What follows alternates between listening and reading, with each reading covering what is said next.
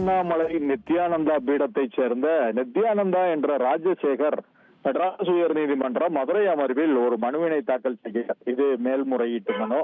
இந்த மனுவில் அதாவது அவர் நான் பக்தராக மதுரை ஆதீன மடத்திற்குள் நுழைய தடை விதிக்க கூடாது, தனி நீதிபதி உத்தரவு ஒன்று இருக்கிறது, அந்த உத்தரவுக்கு இடைக்கால தடை விதிக்க வேண்டும் என கேட்டிருக்கிறார்.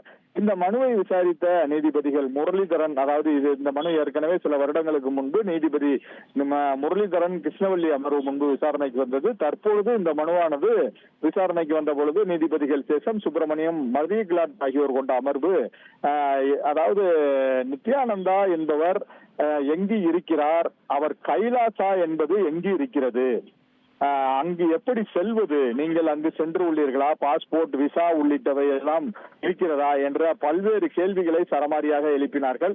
இதனைத் தொடர்ந்து அவரது சீடர் அர்ச்சனா என்பவர் ஆஸ்திரேலியா அருகில் யுஎஸ்கே என்ற தனிநாட்டில் உள்ளார், ஐநா சபையில் அங்கீகாரம் உள்ளது, எங்கள் சார்பில் புதிய வழக்கறிஞரை நியமிக்க அனுமதிக்க வேண்டும் என கேட்டார்.